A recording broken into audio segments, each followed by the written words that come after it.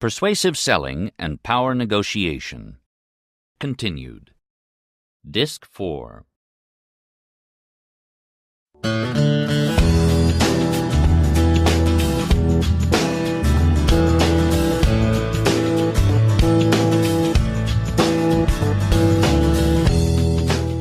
Brad Worthley is an accomplished business consultant with over 30 years of business management experience. He's also an internationally acclaimed leadership and customer service expert who has trained hundreds of thousands of people in a wide range of industries throughout the world. Brad started his business career at the age of 20 by opening his first successful business, and has since created and sold 6 other successful businesses in the fields of retail, wholesale, marketing, distribution, employment testing, and consulting. Brad teaches leading corporations how to consistently build and retain customer loyalty by changing their cultures and not just their people. His client list contains small and medium-sized companies, up to some of the largest corporations in the world. Please welcome Mr. Brad Worthley.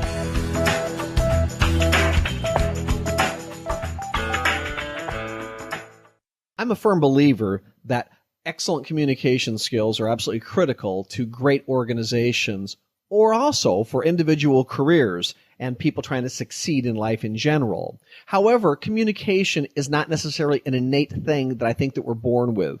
It is something that is learned. I congratulate you for joining me today. What I do want to talk about is I want to talk about how do we improve our communication skills holistically in all areas of our life, whether it's our personal life or our business lives. One of the things I first want to start talking about is the 5 primary conversational behaviors of people.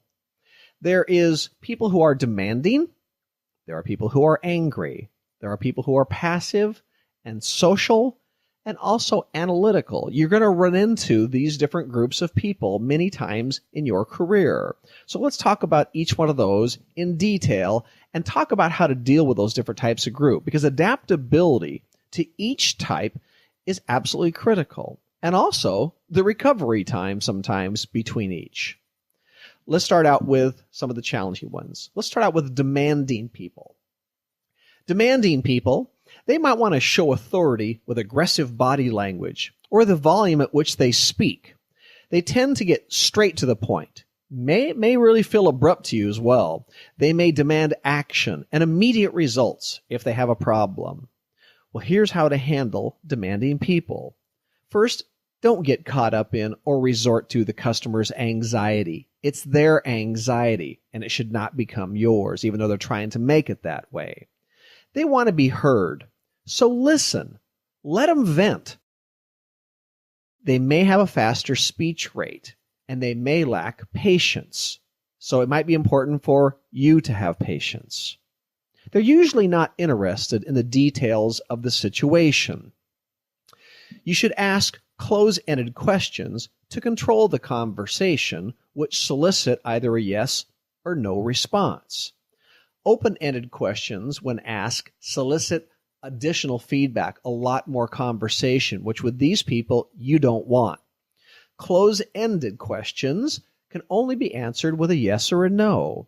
So these questions begin with words like is, such as, is this going to satisfy your needs? Only answer is yes or no in most cases. Or will this take care of your needs? Or do you have time to discuss this now? Or does this seem like a workable solution? Or the word may I re-invoice you for the correct amount? Or would this be an acceptable solution to you? So if you use these, they can answer yes or no. So you keep in the mode of asking closed-ended questions until we bring everything to a conclusion. Also, you want to empathize and apologize to them if it's warranted. You don't need to apologize if you've done nothing wrong. But empathy is a wonderful thing because empathy has no blame. Empathy simply acknowledges how that person's feeling. If they're angry, you simply say, you know what? I understand you're angry. I get that.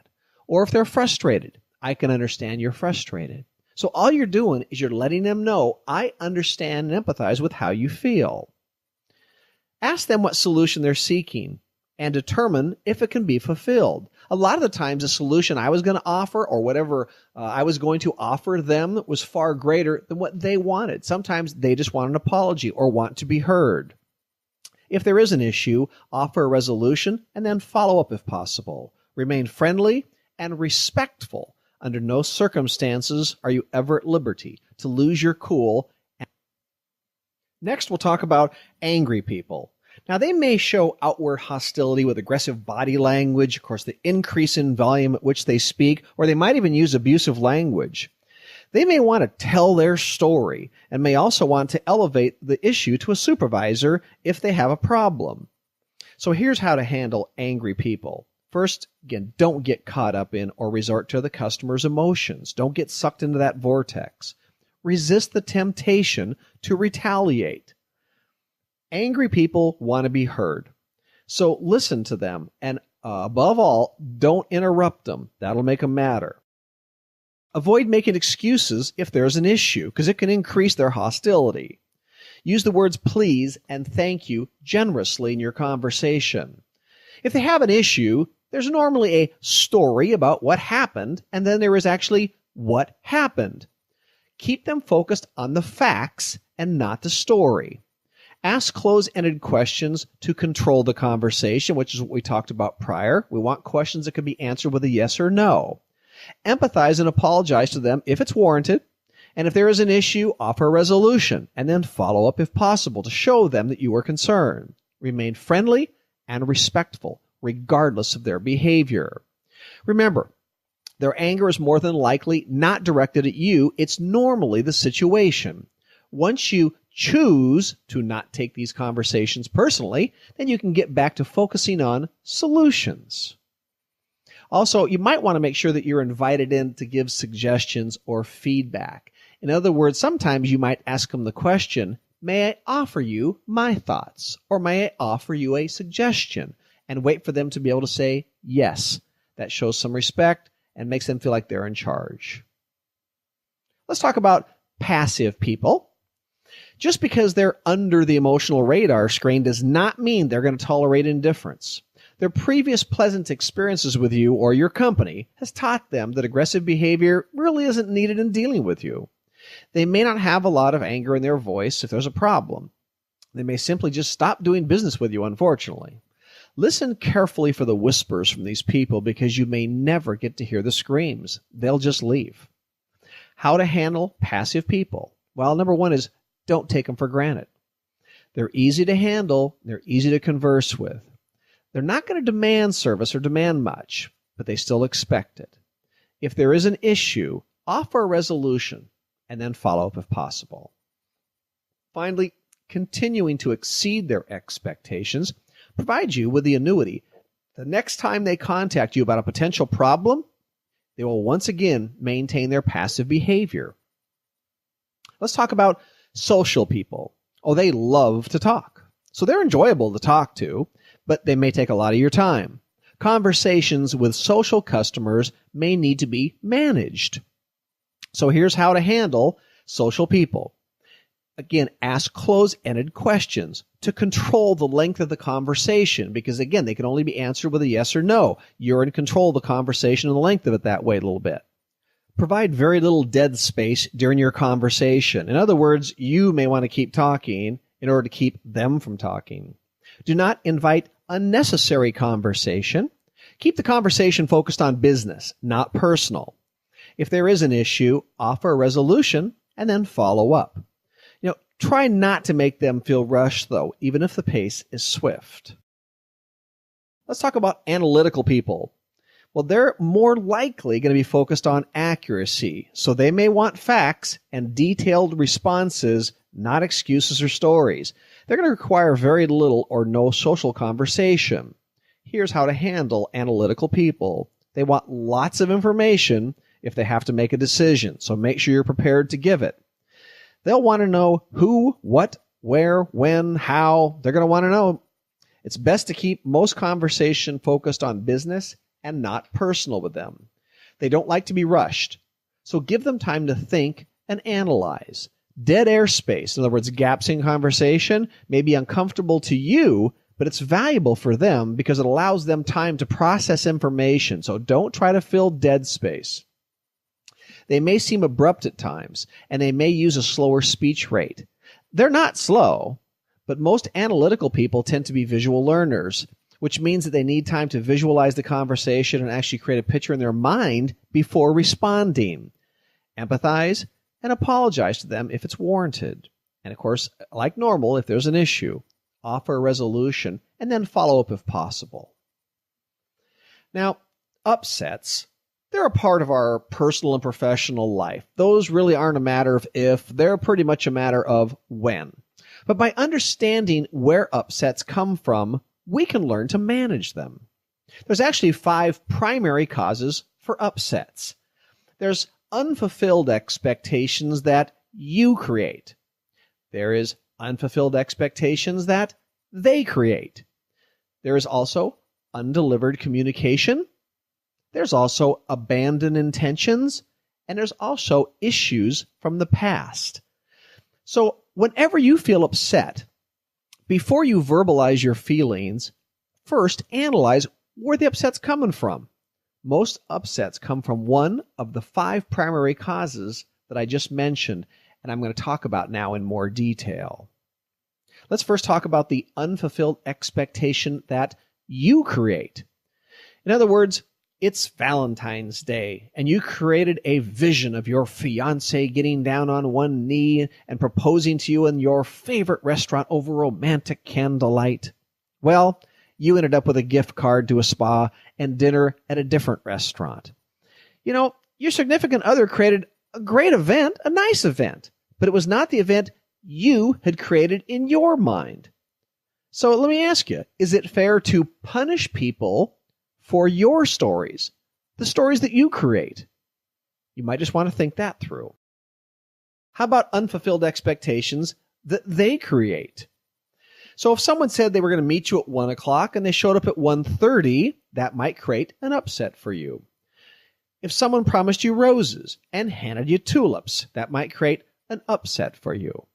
But before you react to either, simply ask yourself if they created the expectation or if you created the expectation. Undelivered communication. That's number 3. There is a new sales promotion being launched today by the marketing department, but they failed to tell you that there were promotional materials and special product in the back room that needed to be put out before the store opened.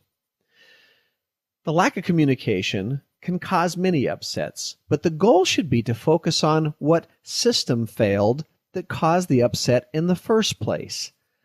So when you have an undelivered communication, you shouldn't focus on who did it. We should focus on what we can do to improve it in the future so it doesn't happen to anybody else again.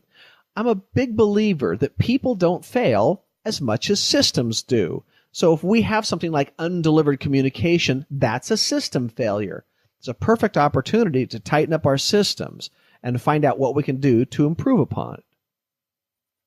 This is a possibility where maybe regular meetings would help, to work through communication breakdowns that cause upsets. Better systems, less upsets. Let's talk about abandoned intentions. In other words, you always give your employees a bonus at the end of the year. Then you lost your biggest customer, and business is struggling to the point where you can't pay them a bonus this year. Now they're upset. So even though you have the best intentions, if they get abandoned, it can still cause upsets. Even though the employees understand the situation, it's still an upset for them. The only lesson here is just don't make promises that you cannot keep. Don't ever put yourself in a situation like that. Temper your comments with disclaimers if you need to. Last is issues from the past. You just gone through a divorce because your spouse had been cheating on you. Their late nights at work were actually a romance with a coworker. You now have a new spouse, and the first time they come home late, you get mad. So many upsets come from our past experiences. So was your upset about that person, the person you're with now, being late, or was it really about your past relationship and that person's behavior? In other words, did you sentence them to do the time, but they didn't commit the crime? Upsets justify our feelings about what happened. We need to just get over it. I mean, nobody can make you upset. Only you can.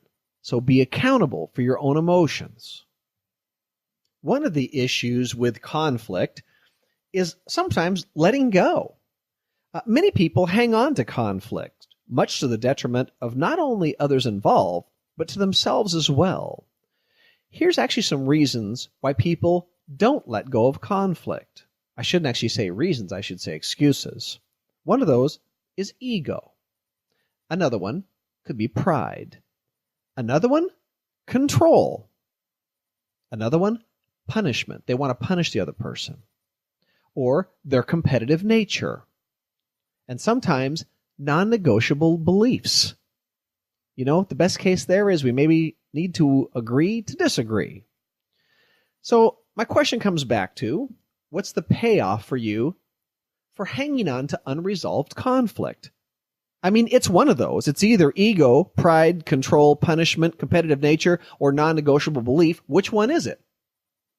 And of those, what's the payoff for you for hanging on to that? Hanging on to anger is like drinking poison and hoping the other person dies. It doesn't serve you. Or are you playing the victim role? Are you waiting for someone else to fix your problems or fix your life? Taking charge is about building your life the way you want it, instead of how others want it. One of the challenges of great communication is how to give constructive feedback to people. In other words, how do you step on people's shoes without ruining their shine? The goal of constructive feedback should be to modify behavior and help people grow. So make sure your feedback cannot be perceived as a personal attack.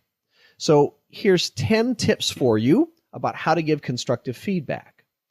The first thing is you should always start off by saying something nice to reduce their anxiety and making them feel safe. You have to know by now that if you ask someone to come to your office because you want to talk to them, their brain is going 1,000 miles an hour. If you're a supervisor, they might be thinking they're going to get laid off. So you want to make sure to sit them down and say, you know what, Bob? You've been here for 15 years. You are fabulous at what you do. Can we talk about the issue that happened yesterday? So you want to make sure that they have been Tefloned with this coating that makes them personally feel safe. The second thing you want to do is you want to talk about the issue that you want to resolve, and not them personally. Just imagine the person standing in front of you and holding their arms out to their side. They're holding the issue in their hand, 3 feet away from their body. I'd like you to do is I would like you to think about how you can have a conversation, how you can word it properly so that you're talking about the issue that's 3 feet away from their hand, away from their body, and it's not about them personally. We just have to work really hard at trying to wordsmith so that nobody can feel like it's a personal attack at them.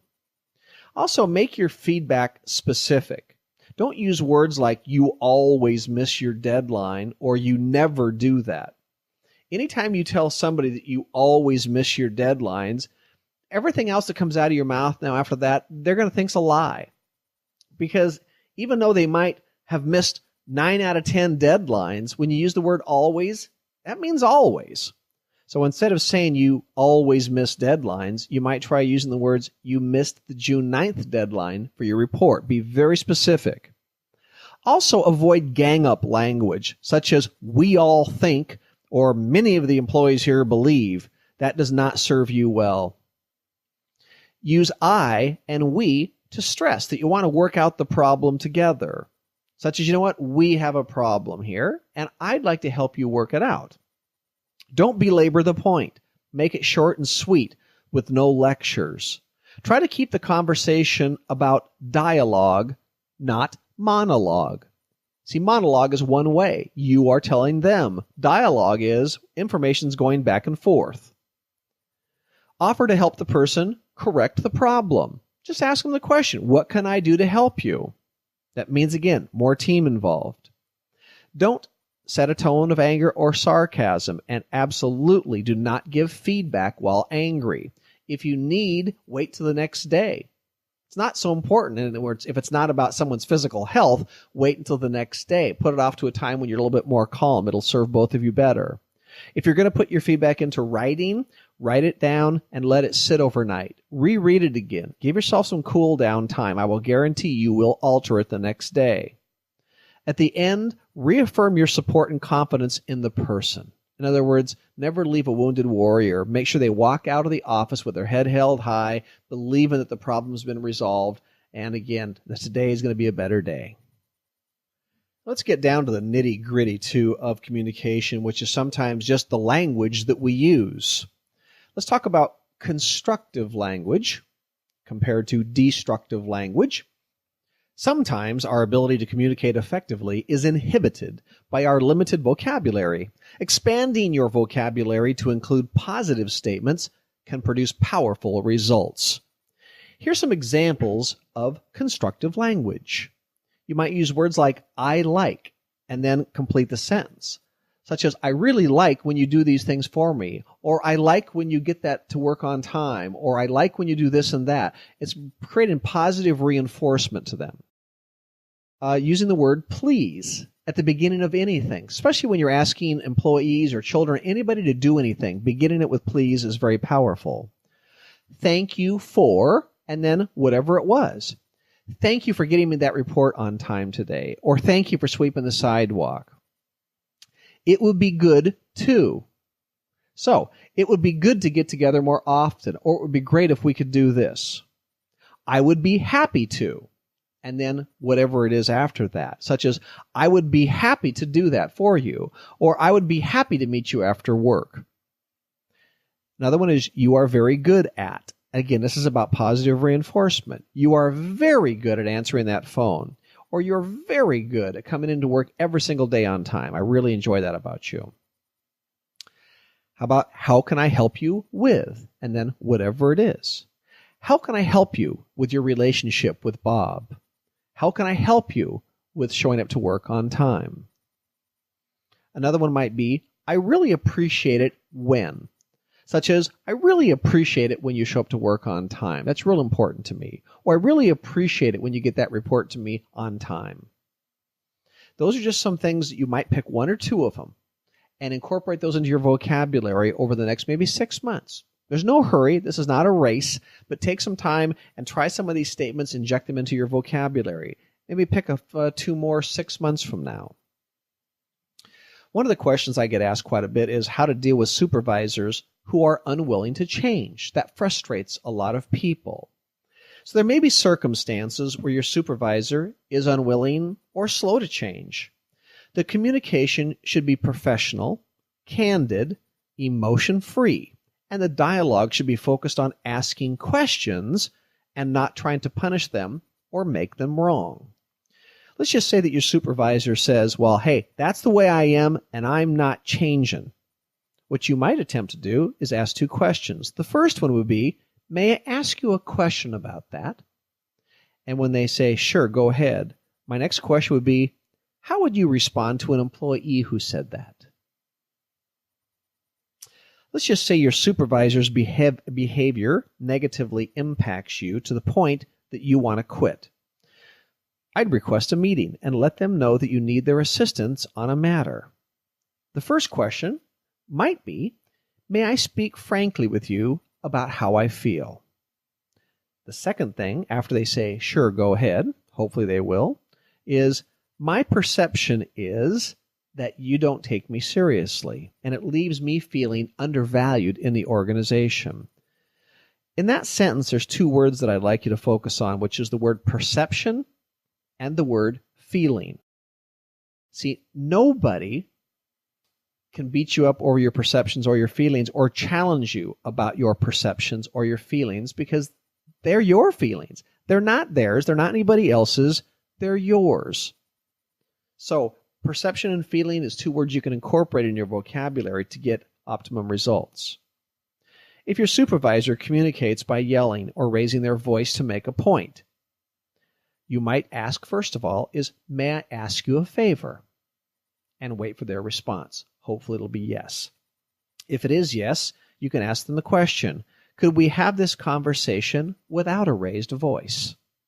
letting them know your expectations. That's important. Let them know that that's not acceptable to you. That's not the way that you're going to communicate best. Let's talk next about dealing with an employee who is unwilling to change if you're in a leadership role. If you have an employee who shows an unwillingness to change after repeated attempts at training and coaching, here's some communication options you might consider.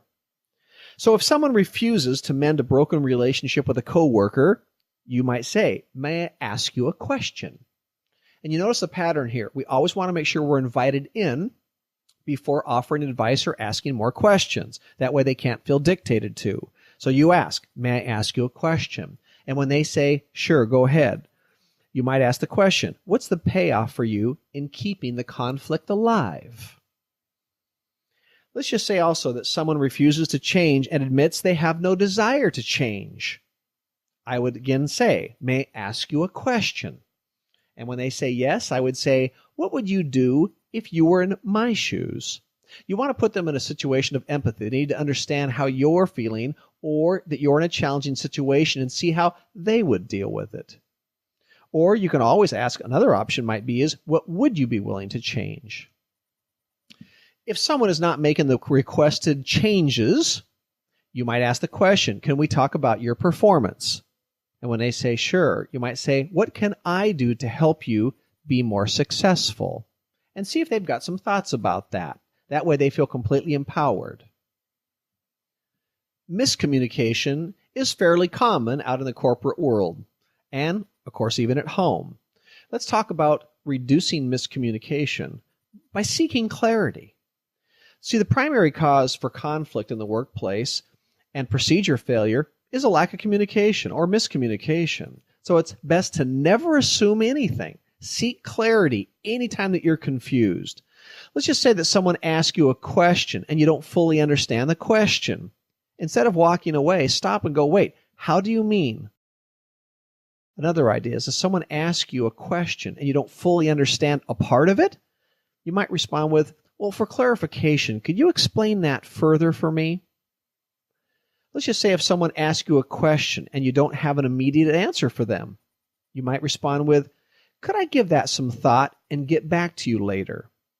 It's never a good idea to make a spontaneous answer that you don't feel comfortable with. It's better to give time to think about it. If someone asks you to perform a task, you might ask, "I'd be glad to. And when do you need that completed by?"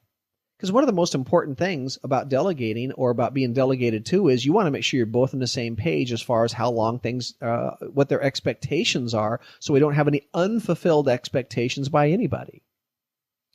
Let's say someone asks you to perform a task, but you think it's a bad idea. You might respond back with, "Let me see if I understand your request," and then repeat it back. And then after they've responded back, say, "May I offer you my thoughts about that?" And give them your feedback. Let's say your supervisor asks you to perform a task that you don't have time for.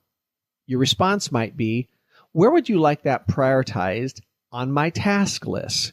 And pull your task list out. Show them all the things you've got to do. Make sure that you are in alignment with their priorities, which is very important. See, there should be no uncertainty at the end of any conversation. So if you feel that way, make sure to seek clarity. And of course, seek respectful communication without conflict. Let's talk about options for responding. When you're in a conversation, you should never feel pressure for a positive response. One of the best tools in your toolbox may be the ability to take time to think carefully about your response so that it's thoughtful. Here's 4 responses. So, if somebody asks you something, you should be able to give them the answer yes. You should be able to give them an answer no. You should be able to have the opportunity to give them a counter offer. So if they say, "I'd like you to make 5 sales calls this week," you should be able to respond back with, "Boy, 5 is going to be challenging for me this week, but I could do 4. Would that be okay?" Or request time to think about it. If they ask you a question, again, you might stop and say, "You know what? Can I give you an answer back on that tomorrow or a couple hours from now?" These are, by the way, also options. If you're in a leadership role, you should let all of your employees know that they should never, ever feel trapped into having to respond to you in a yes or no fashion as well. They also should have available to them 4 options: yes, no, a counteroffer, or extra time to think about it. Have you ever had communication with somebody, either in your personal life or business life, and you saw them roll their eyes and you let them get away with it? You let them walk away without a conversation about it? There are certain people like that do have a behavior habit of trying to send you indiscreet messages, which are normally not so indiscreet. I don't believe that silence is always golden. What you really want to do is you want that behavior to stop, and you want verbal communication to begin. Some people are prone to sending these indiscreet messages, and their words or body language just flow with it. It's critical that you seek clarity for these messages to determine their intent. By doing so, you also let them know that that is unacceptable, and you'll call them on it each time. Your inquiries should be emotion-free and done in a professional manner. In other words, if somebody does something and it's obvious to you that they're sending you a message, or at least maybe even semi-obvious, you might respond with, "Please help me understand your reaction to that." Or, "Could you explain to me what the deep sigh means?" Or, "I perceive that comment as sarcastic, so what was your intent?" "I perceive that comment as an insult. Please let me know what your intent was." "Could you explain to me what the rolling of your eyes means?" "Could you explain to me what the folding of your arms means?" "I sense frustration by your body language. Would you like to share your thoughts with me?" So after asking these questions, you might allow for empty space or dead air, dead silence, because you don't want to save the person from the awkward silence that may happen afterwards, but you do want to give them time to respond. If the person tries to throw back at you something such as, "Well, what, are you having a bad day?" turn around and refocus it back on them again. Say, "No, I'd like you to answer my question," and then repeat the question to them again, trying to, again, keep emotion out of it. Lastly, I want to thank you for taking time to invest in yourself today. I would encourage you to visit my website, which is bradworthlee.com, and that's L-E-Y in the Worth Lee, where there are many free articles and resources to help you with your continued growth. Thank you, and have a fabulous day.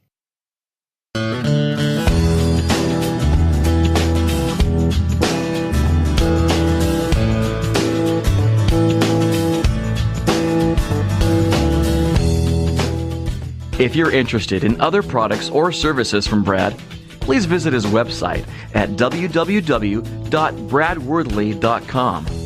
If you're interested in having Brad assist you with creating or enhancing a strong service culture, speak at an event, or perform leadership or customer service training for your company, please email him at bradworthley@msn.com. That's bradworthley@msn.com. Or call 425-957-9696.